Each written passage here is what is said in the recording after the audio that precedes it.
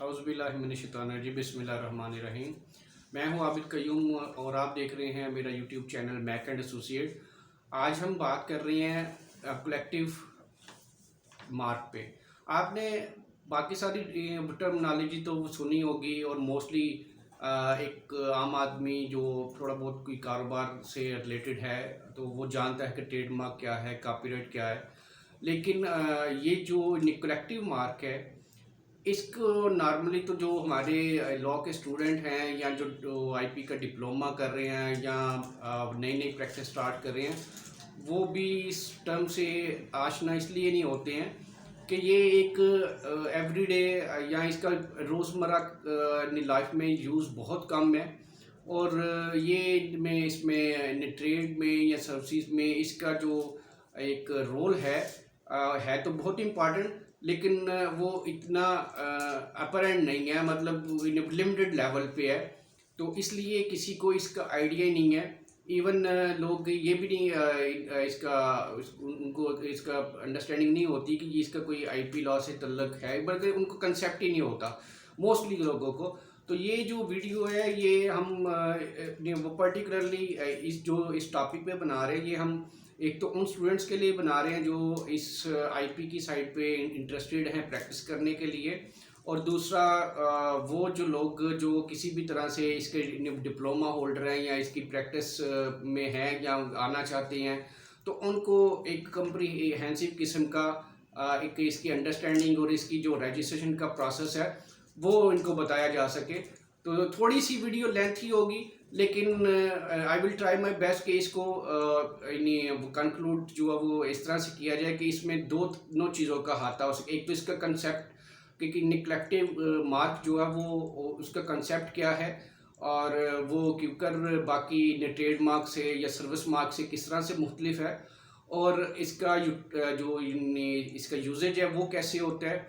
और उसके अलावा इसको रजिस्टर कौन करवा सकता है और इसकी रजिस्ट्रेशन का जो प्रोसेस है वो क्या है, कौन सा लॉ इसको जो है वो रेलिवेंट कंसर्न है जिसके अंडर इसकी रजिस्ट्रेशन होती है। तो इन सारी जो बातों का ना मतलब मेन दो चीज़ें इसमें मैं आपको इन्हें बताऊंगा। एक इसका कंसेप्ट, इसकी डेफिनेशन, इसका इंट्रोडक्शन, और दूसरा जो है वो इसका registration process in Pakistan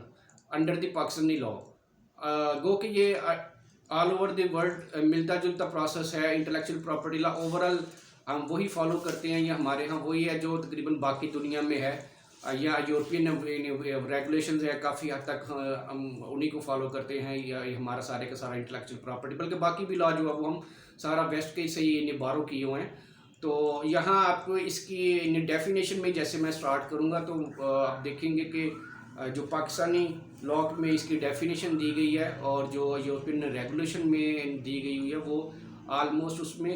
few words का डिफरेंस होगा, otherwise there is no difference in its definition under Pakistani law as well as in the European regulations. तो स्टार्ट करते हैं वीडियो को कि कलेक्टिव मार्क जो है उसकी क्या डेफिनेशन क्या है। तो मैं पहले आपको जो इसके थ्योरेटिकल डेफिनेशन है अंडर पाकिस्तानी ट्रेडमार्क ऑर्डिनेंस वो बताऊंगा, फिर जो यूरोपियन रेगुलेशन में इसकी डेफिनेशन है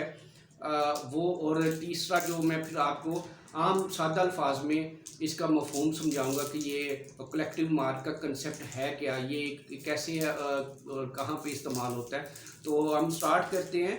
कि what is collective mark under the Pakistani trademark law.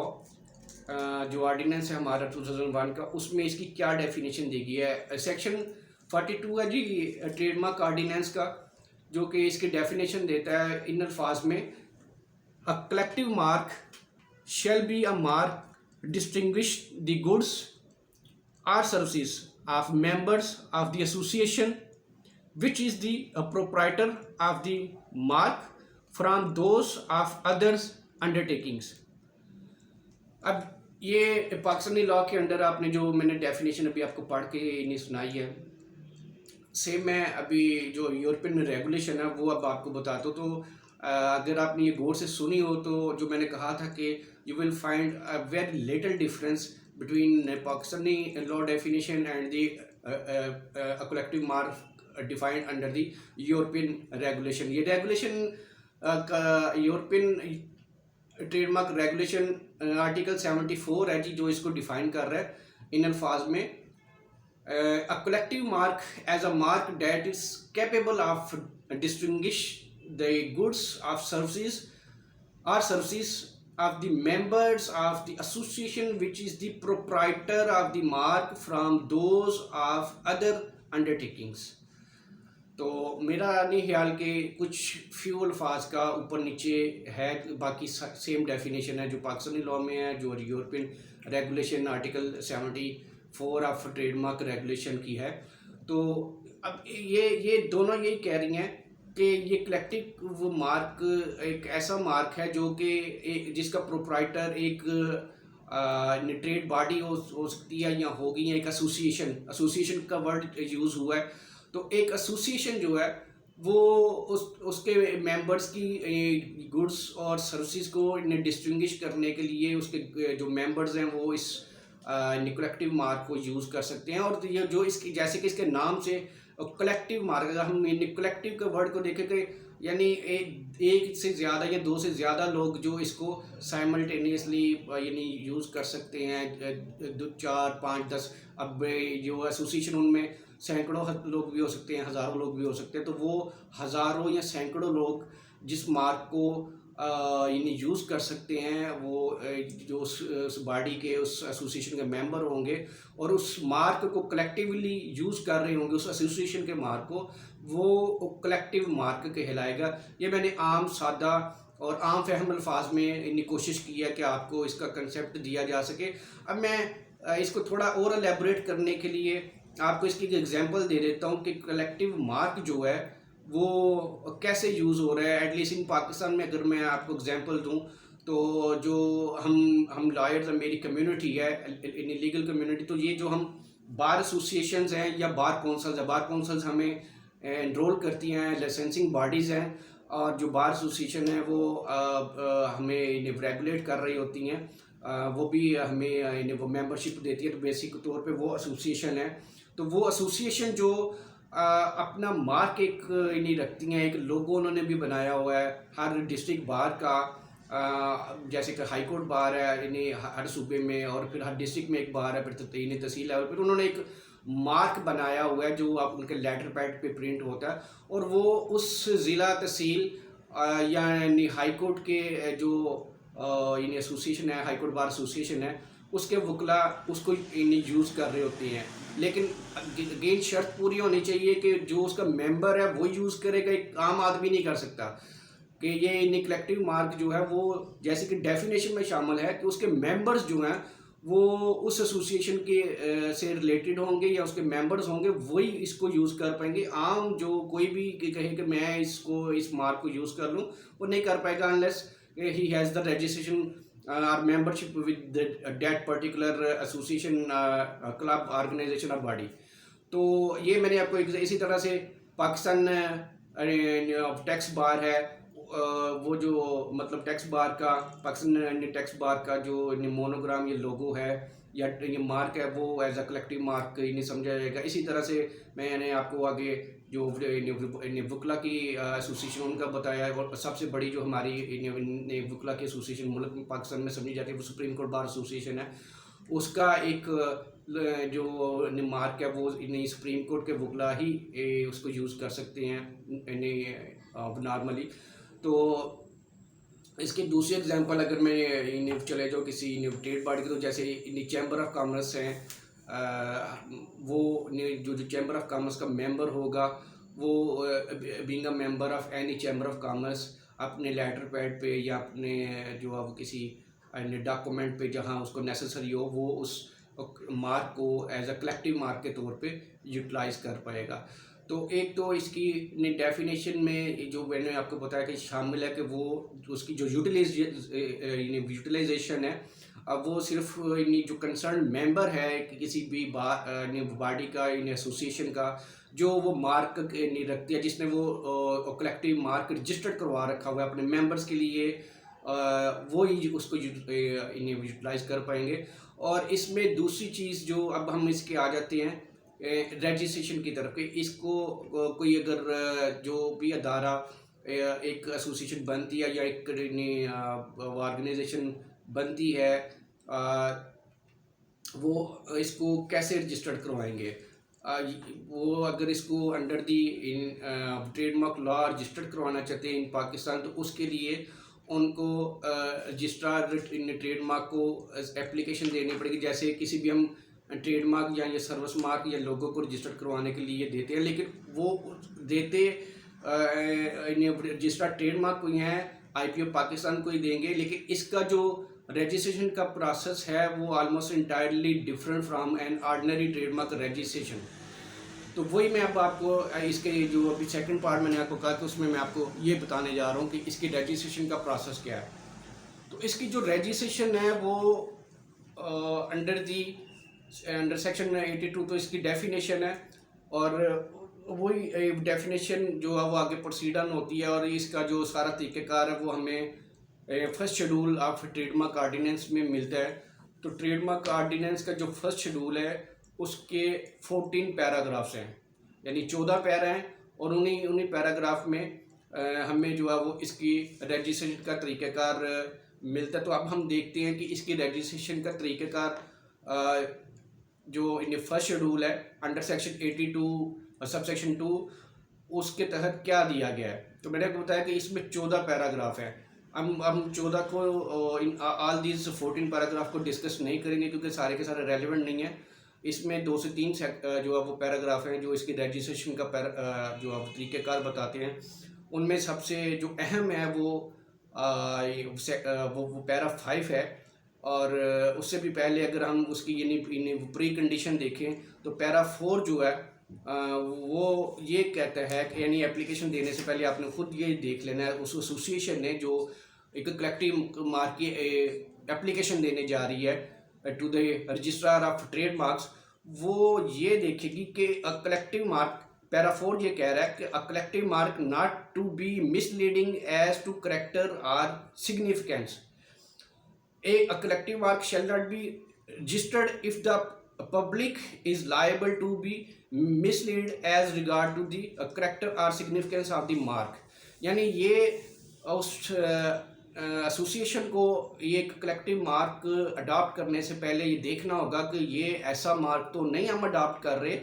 कि जिसको कल को ये ऑफेंसिव हो, ये पब्लिक डिसेप्शन का बायस बने, हम ऐसा मार्क बना लें जो यानी वो फ़र्ज़ करें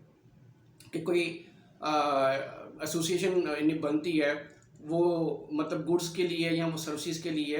तो वो ऐसा मार्क अडॉप्ट कर ले जो किसी और अदारे से जो वो पहले से मौजूद है और उन्होंने अपना कलेक्टिव मार्क भी रजिस्टर करवा नहीं रखा है। लेट्स से फॉर एग्जांपल कि गवर्नमेंट ऑफ पंजाब का भी एक मार्क है, तो गवर्नमेंट ऑफ पंजाब का के मार्क्स से अगर वो मिलता जुलता या उससे सिमिलर या काफ़ी हद तक वो लोग उसमें डिफ्रेंशिएट ना कर पाएँ तो ऐसा मार्क रख लेंगे तो ये रजिस्टरेबल नहीं होगा। ये जो है ना वो मिसलीडिंग होगा, लोग समझेंगे कि शायद ये गवर्नमेंट ऑफ पंजाब का कोई जैली यानी कोई सबॉर्डिनेट अदारा है, तो ये हमें ये यानी गवर्नमेंट का ही एक इंडिकेशन इधर से वो अगर मिल रही होगी तो वो ऐसा मार्क रजिस्टर्ड नहीं हो पाएगा। वो एक वो मिसलीडिंग और डिसेप्टिव कलेक्टिव मार्क में आ जाएगा और उसको रिफ्यूज़ कर दिया जाएगा स्टेट पे। तो ये वो पैरा 4 में मैंने आपको बताया कि ये सिचुएशन है कि ये हमें प्री कंडीशन है कि उनको एसोसिएशन को देखना होगा कि कोई ऐसा मार्क अडॉप्ट ना करे ताकि वो कल को रजिस्टर्ड ना हो पाए। अब जो उसके रजिस्ट्रेशन का तरीक़ाकार है वो पैरा 5, 6, 7 और 8 यानी 5 से 8 तक जो है वो मैं आपको बता देता हूँ कि रेगुलेशन यानी पैरा 5 ये कहता है कि regulation governing use of collective mark के जब हम इसकी कलेक्टिव मार्क की एप्लीकेशन फाइल करेंगे तो उसमें सबसे से अहम जो डॉक्यूमेंट साथ लगाएंगे वो रेगुलेशंस लगाएंगे वो कि जो हमें गाइड करती होंगी अपने मेंबर्स को उस एसोसिएशन के मेंबर्स को कि उन्होंने यूज़ कैसे करना है, उनकी क्वालिफिकेशन क्या होनी चाहिए, उसका क्राइटेरिया क्या होगा, वो इस सेक्शन में लिखा हुआ। जैसे कि an application for registration of a collective mark may be filed with the registrar along with the regulations governing the use of the mark. अब वो क्या है, वो सब पैरा 2 ऑफ पैरा 5 में है कि the regulation referred in sub para 1 shall specify the persons authorise to use the mark, यानी वो लोग जो ऑथोराइज होंगे कल को इस कलेक्टिव मार्क को यूज़ करने के लिए। एक तो ये 19 शहास का बता रहा है। फिर आगे ये कहते हैं the conditions of membership of the association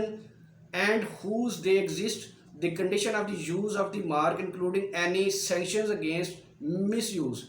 कि वो जो रेगुलेशंस फाइल होंगी कलेक्टिव मार्क की एप्लीकेशन के साथ जो वो एसोसिएशन फाइल करेगी, वो इस तरह से होंगी कि एक तो उसमें कौन सा शहास यूज़ कर सकेंगे, और फिर इसके साथ उनकी क्वालिफिकेशन क्या आगी, उनके मेंबरशिप का तरीक़ेकार क्या होगा कि वो उस एसोसिएशन के मेंबर कैसे बने। ठीक है, ये सारी उस रेगुलेशन में हदायत या इंस्ट्रक्शंस होनी चाहिए, वो एक कंप्लीट रेगुलेशन होनी चाहिए। और उसके बाद जो अगर ये नहीं होगी तो वो एप्लीकेशन आपकी जो है वो ऑब्जेक्शन में आ जाएगी, तो प्रोसीड नहीं होएगी। आगे जो है वो उसकी अप्रूवल आ गई कि ये चीज़ें जब आप सारी कंप्लीट करके वो एप्लीकेशन फ़ाइल कर देते हैं तो फिर अप्रूवल का प्रोसेस आ जाता है। वो एग्जामिनेशन से होती है अप्रूवल के आगे। अगर अप्रूवल में कोई ऑब्जेक्शन ली जाती है तो वो आपको एक दफ़ा नोटिस कर देंगे। ये पैरा 5 में approval of regulation by the registrar, कि अगर रजिस्ट्रार ऑफिस कोई ऑब्जेक्शन लगाता है, वो आपको कोई इसमें अमेंडमेंट करने के लिए कहते हैं, तो अगर तो वो आप अमेंडमेंट विद इन टाइम कर देंगे तो ठीक है, नहीं करेंगे तो आपकी एप्लीकेशन स्टेट वे जो है वो फारिग कर दी जाएगी, वो रजिस्टर्ड नहीं होगी। तो इसलिए वो आपको एक अपॉर्चुनिटी इन्हें ज़रूर देंगे, अनहर्ड कंडेम नहीं करेंगे, वो आपको एक मौका देंगे कि आप इसको अमेंड कर लें और जो इंस्ट्रक्शन रजिस्ट्रार ने दिए हैं उसके तहत इसको चेंज कर लें, तो फिर वो आपकी अप्रूव हो जाएगी। और अप्रूव किस लिए होगी, जैसे एक ट्रेडमार्क एप्लीकेशन वो प्रीलिमिनरी एक्सेप्ट हो जाती है, फिर उसको गज़ट में, गवर्नमेंट गज़ट में, जिसे हम ट्रेड लॉ मार्केट जर्नल कहते हैं, उसमें वो एडवर्टाइज होती है। तो ये इन द सेम वे ये application along with the regulation जो है वो पब्लिश होंगी गवर्नमेंट के इन गज़ट में। वो सेक्शन 7 जो है वो बता रहा है प्रोसीजर ऑफ एक्सेप्टेंस और रिफ्यूजल ऑफ एप्लीकेशन। ठीक है जी, तो इसके तहत जो है वो ये जो मतलब पैरा 7 है, इसके तहत वो कह रहा है कि ये जो है वो registrar shall consider whether the requirement specified in sub para 1 of para 6 are duly met, यानी जो पैरा 5 और 6 में जो रिक्वायरमेंट दी गई हैं वो ये एप्लीकेशन क्वालिफाई करती है कि नहीं करती। अगर तो करती है तो ठीक है, नहीं करती जैसे मैंने आपको कहा कि वो एक अपॉर्चुनिटी देंगे, उसके बाद वो खारिज कर देंगे। अगर इन्हें मीट करती होगी सारी रिक्वायरमेंट तो फिर वो इसको अप्रूव करके, जैसे एक आम ट्रेडमार्क एप्लीकेशन नहीं जाती है पब्लिकेशन में, ये भी इन्हीं पब्लिकेशन में चली जाएगी, लेकिन यहाँ इसकी जो रेगुलेशन है वो भी साथ पब्लिश होंगी। उसके लिए पैरा 8 बता रहा है कि regulation to be publish, the regulation governing the use of collective mark shall be published and notice of opposition may be given and observation may be made relation to the matters specified in sub para 1 of para 6। कि अगर ये यहाँ से process almost वो जो आम trademark application वाला है वो किसी हद तक एप्लीकेबल हो जाता है, कि जैसे वो जाती है और इनवाइट करते हैं opposition if any from any quarter. यहाँ भी जो है वो अगर किसी और न्यू ट्रेड पार्टी ने एसोसिएशन ने इसको ऑब्जेक्ट करना है कि ये जो कलेक्टिव मार्क है इनको ना दिया जाए, तो वो विद इन स्टैट्यूटरी पीरियड उसको ऑप्शन होगी कि वो इसको इसकी अपोजिशन फाइल कर लें और इसको जो है वो इसको स्टॉप करवा लें। तो ये इसका मैंने कोशिश की है कि आपको एक इन्हें समरी इन्हें प्रोसेस बताया जा सके। पहले वीडियो के स्टार्ट में मैंने आपको इसका इन्हें कंसेप्ट दिया और इसकी डेफिनेशन बताई, मतलब जो नेशनल लॉ में है और इंटरनेशनली है। और दूसरे हिस्से में मैंने ये कोशिश की कि आपको इसका जो रेलिवेंट लॉ है जो in first schedule of trademark ordinance 2001 में बताया गया कि एक कलेक्टिव मार्क को रजिस्टर्ड करने के लिए जो ट्रेडमार्क ऑफिस प्रोसेस अडॉप्ट करेगा वो मैंने थारोली आपको बताने की जो है वो अटेम्प्ट ली है। होपफुली कि ये वीडियो देख के आपको आइडिया हो गया कि कलेक्टिव मार्क का कंसेप्ट क्या है, यूज़ क्या है, कहाँ पे हो सकता है। और इसमें जो सबसे अहम बात वो भी मैं आपको साथ बताता जाऊँ कि ये कलेक्टिव मार्क का एक खासा ये भी है कि ये आपको ओरिजिन भी ज़रूर बताएगी कि ये कहाँ से बिलोंग करती है, कि कलेक्टिव मार्क कहाँ से बिलोंग करता है। वो दुनिया के कहीं भी किसी भी हिस्से से अगर वो एसोसिएशन बिलोंग करती होगी तो वो कलेक्टिव मार्क इंडिकेट कर रहा होगा। जैसे मैंने आपको पाकिस्तान की बहुत ज़्यादा एग्जांपल दी हैं कि इन्हीं हमारी बार एसोसिएशन है, मतलब टैक्स बार एसोसिएशन है, चैम्बर ऑफ कॉमर्स हैं, अदर जो अब ट्रेड बॉडीज़ हैं। तो अगर हम इन्हीं Lahore high court bar association की जो कलेक्टिव मार्क है उसकी एग्जांपल ले रहे हैं, तो वो जैसे हम यूज़ कर रहे होंगे तो उसके अंदर भी लिखा हुआ है Lahore high court bar association, तो वहाँ से उसका जोग्राफिकल जो रीजन है वो पता चल जाएगा। इसी तरह से कलेक्टिव मार्क कहीं से भी है वो बता रहा होगा कि उसकी जोग्राफिकल इंडिकेशन क्या है। तो ये एक इसका अदर कह लें कि इसका करेक्टरिस्टिक है जो आपको एक कलेक्टिव मार्क में मिलेगा। तो आई थिंक मैंने आपको इसके ऊपर एक कम्प्रिहेंसिव इसका कंसेप्ट और इसका प्रोसेस टू रजिस्ट्रेशन बताने की कोशिश की। मिलते हैं किसी और वीडियो में। कोई फर्दर क्वेश्चन हो इस रेलेवेंट तो आप हमारे डिस्क्रिप्शन में दिए गए कॉन्टैक्ट्स पे रब्ता कर सकते हैं। तब तक के लिए अपना दोस्तों सबका ख्याल रखिएगा। अल्लाह हाफिज़, अस्सलाम वालेकुम।